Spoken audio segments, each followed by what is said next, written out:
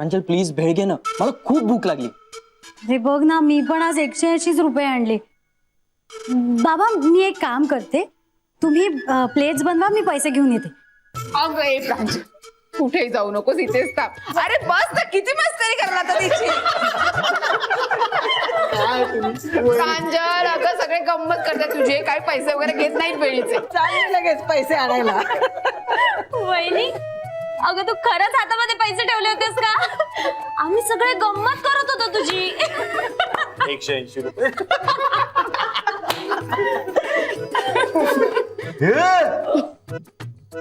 गंमत मी तुमची केली. मला माहिती होतं तुम्ही सगळे माझी खेचता आहात, आणि माझ्याकडे कुठून येणार आहेत एवढे पैसे? तुम्हाला सगळ्यांना माहितीये ना, मी घरून काहीच आणलं नाहीये. 180 रुपये कुठून येणार आहेत?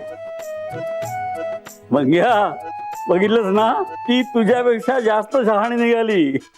हो, खरंच प्रांजल, आय एम एक्स्ट्रीमली सॉरी. नाही म्हणजे मी तुला उगाच अंडर एस्टिमेट केला. हो काका, तुम्ही का सॉरी म्हणताय? नाही म्हणू देत त्याला सॉरी. मला पण सॉरी म्हण रे. तुला का? म्हणजे नाटक करता करता तू माझं खरंच भेळवाला बनवून टाकलाय. 50 रुपये प्लेट.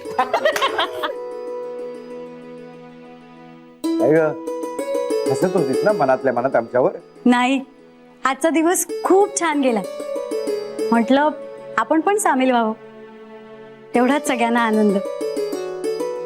चला आता भेळ बनवा, सगळ्यांना भूक लागलीये.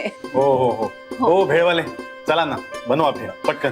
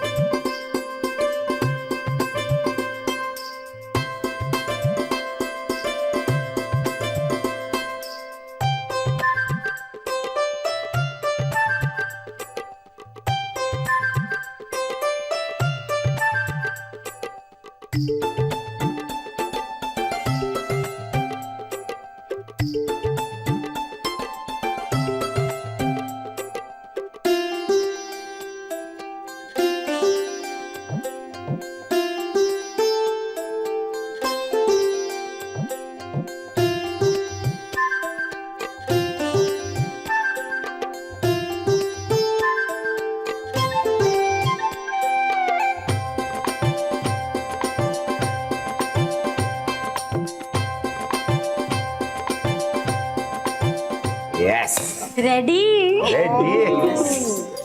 नाही रेडी नाही, थांब ना.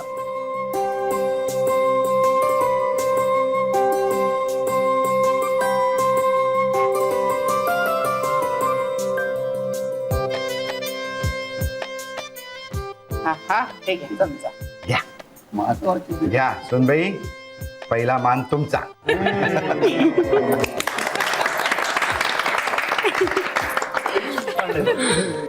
हे पहिला मान तुझाच.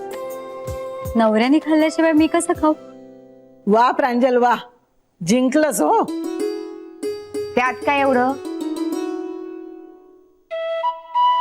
त्यातच तर आहे सगळं. काय हो? हो, मला आत्ताच कळलं. ए चल वहिनी, रायाला भरव आता. अगं त्याला खूप भूक लागली आहे. ए प्रांजल चल ना पटकन, आता म्हणजे आम्हालाही मिळेल भेळ. चल पटकन खाऊ घाल. हा ए थांबा रे, मला जरा फोटो काढू दे.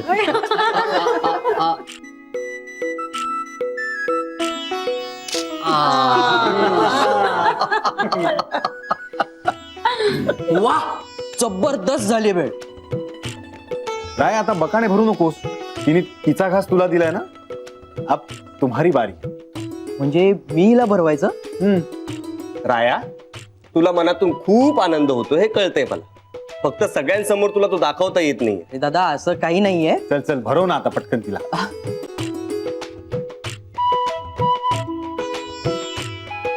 ए थांबा, आता दुसरा फोटो.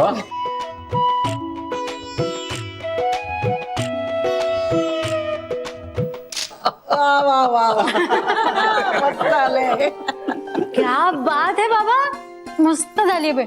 मी अशी भेळ ना आयुष्यात कधीच खाल्ली नव्हती. हो भेळवाले, झाला ना कौतुक सोहळा, आता बाकी गिराईक आहेत ना रांग. सॉरी, गंमत केली. मी गंमतच करतोय. ओ तुमचा फोन ना, थांबा मी आणून देते. नाही नाही नाही, मी घेतो, तू दे सगळ्यांना. बर त्या त्या वहिनी पटकन पहिला चला आता कोण चला. नंबर लावणार आहे? आता भेळ खाऊया.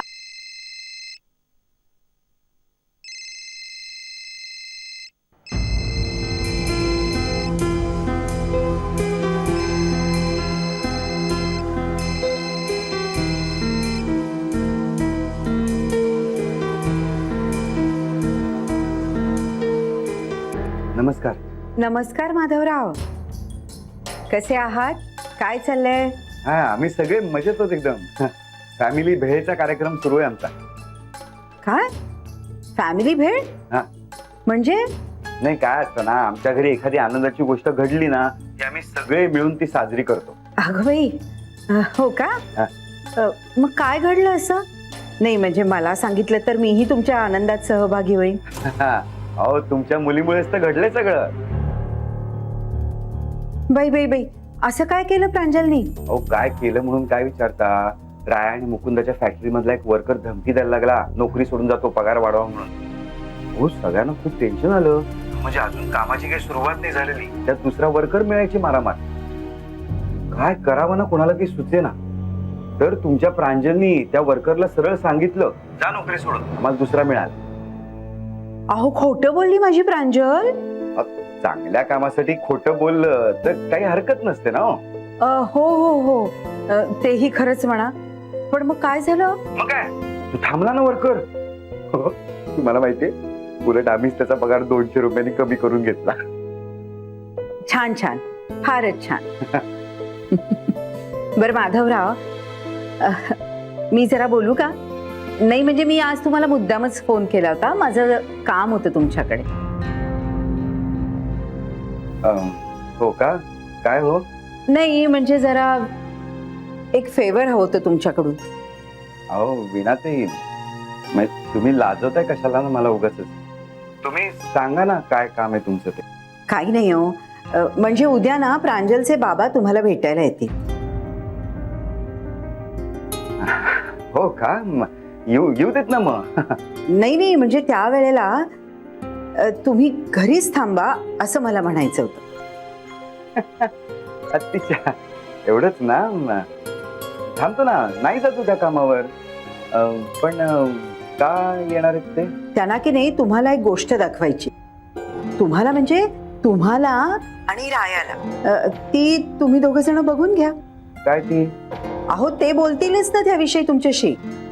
नाही पण ते काय कशाबद्दल बोलणार आहेत ते मला काही कळत नाही. बाई बाई बाई बाई, अहो माधवराव, तुम्ही कशाला एवढं टेन्शन घेताय? अगो बाई, म्हणजे तुम्हाला असं वाटतंय का की तुम्ही जे आमच्याकडून एवढं कर्ज घेतलंय त्याबद्दल ते बोलतील? नाही नाही नाही नाही, तसं ते काहीही बोलणार नाहीत, मला अगदी खात्री आहे. हा पण काय आहे, शेवटी माणूसच आहे ना, पटकन काही बोलून गेले तर काही सांगता येत नाही.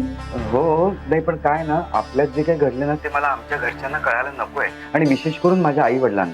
मग तुम्ही एक काम करा ना, प्रांजलचे बाबा येतील ना त्यावेळेला आजी आजोबांना बाहेर पाठवा.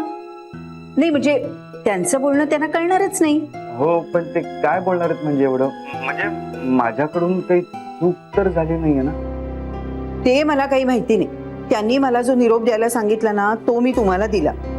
पण माधवराव, मी तुम्हाला एक सल्ला देते, म्हणजे प्रांजलचे बाबा जे काही बोलतील ते ऐकून घ्या, जे दाखवतील ते पाहून घ्या आणि त्याला होकार द्या.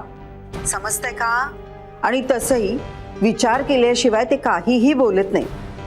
अहो ते जे काही बोलतील ते प्रांजल आणि रायाच्या भल्यासाठीच बोलतील ना.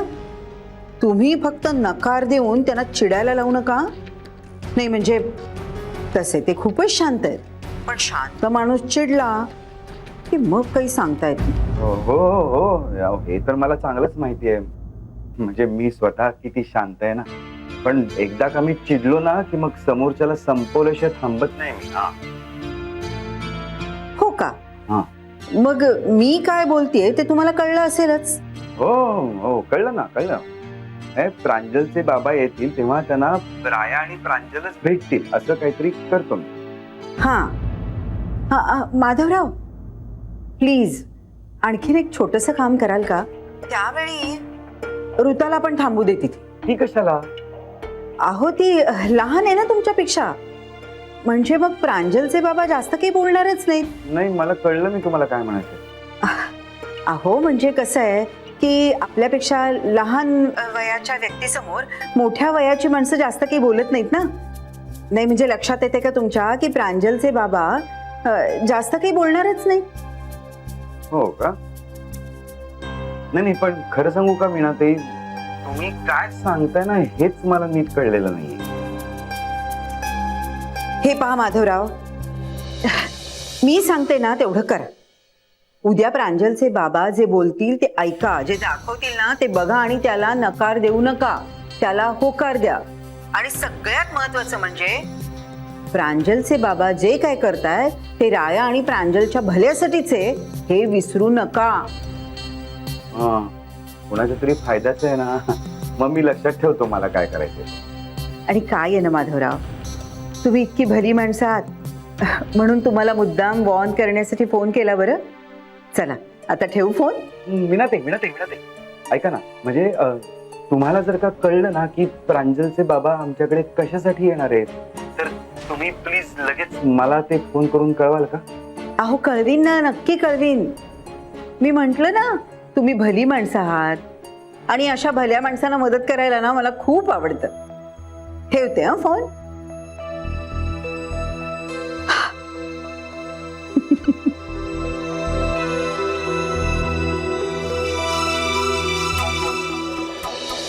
वा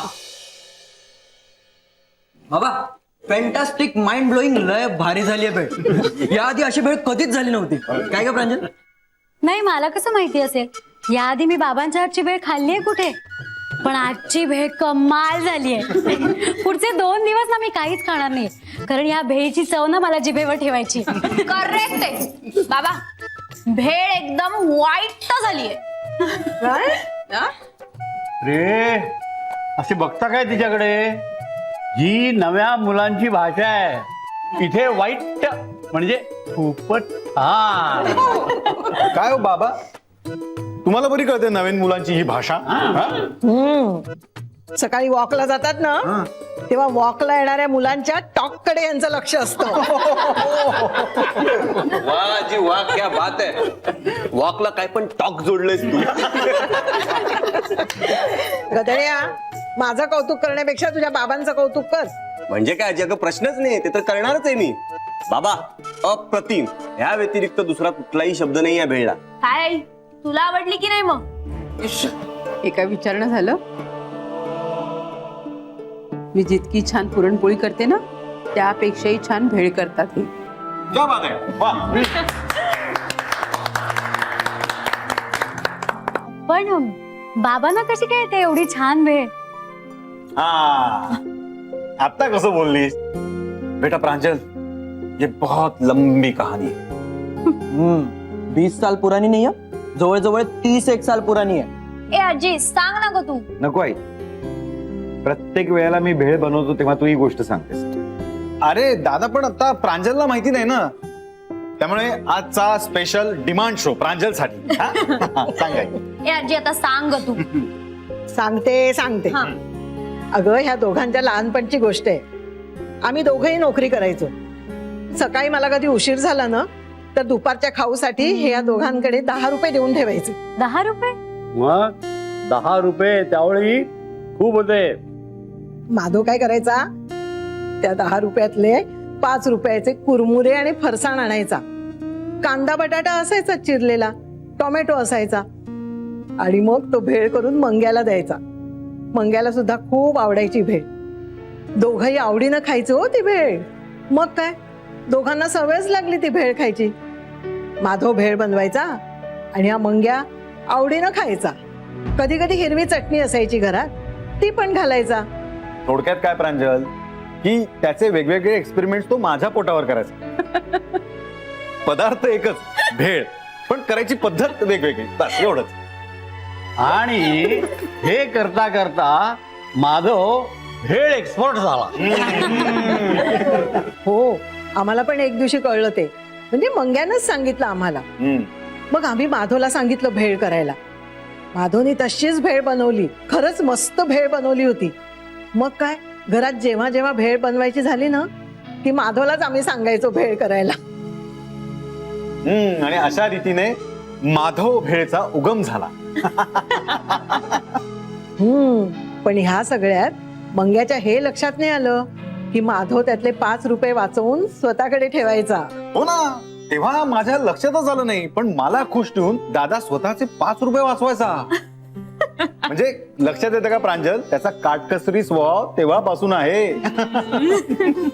बाबा, भेळीची अजून एक राऊंड होत होते. चला माधवा, घ्या करायला परत. आहे ना सामान सगळं तेवढं?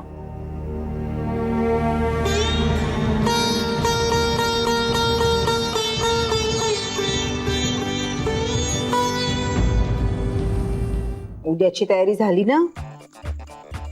परीक्षेच्या वेळेला माझी आई सुद्धा असंच म्हणायची.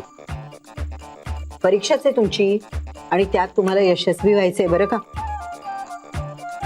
मी बाकी सगळं केलंय, आता तुम्ही बघायचं बस. बाकी सगळं केलंय म्हणजे? हो, म्हणजे मी माधवरावांना फोन करून कळवलंय उद्या तुम्ही त्यांना भेटायला जाताय म्हणून. आणि घरामध्ये प्रांजल, राया आणि ते एवढेच असते. अगं हे काय केलंस तू?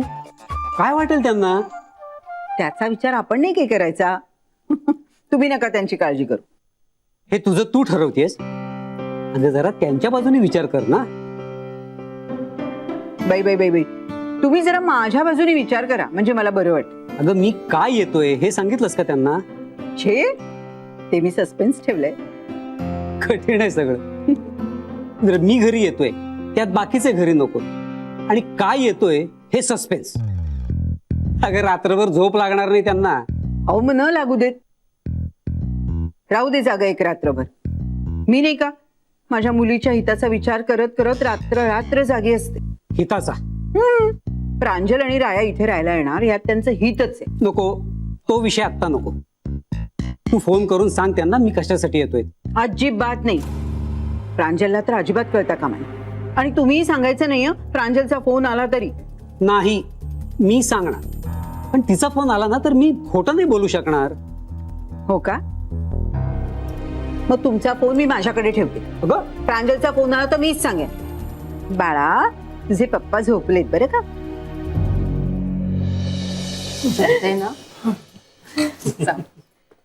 काय मुकुंदा, आहे का पोटात जागा जेवायला?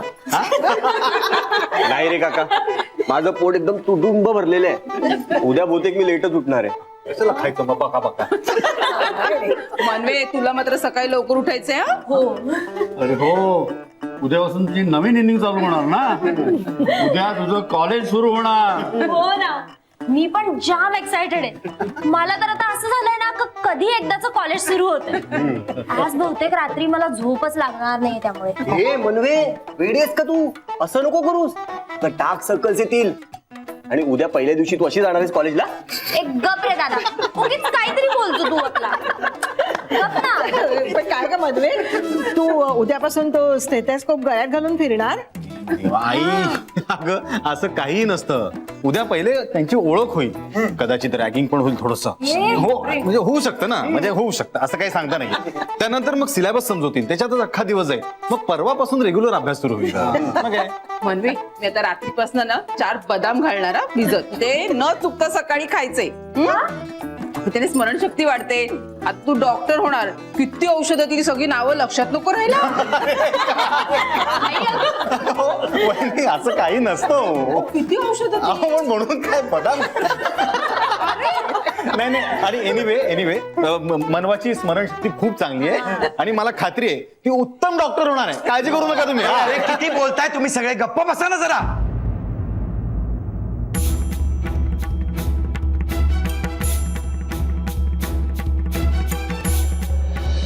मनवा, उद्या तुझं कॉलेज किती ते किती आहे? 9 ते 4. कालिंदी, तू उद्या हिच्या बरोबर कॉलेजला जायचंस. कॉलेज सगळं बघायचंस. कॉलेज संपेपर्यंत तिथेच थांबायचंस आणि येताना तिला परत घेऊन यायचंस.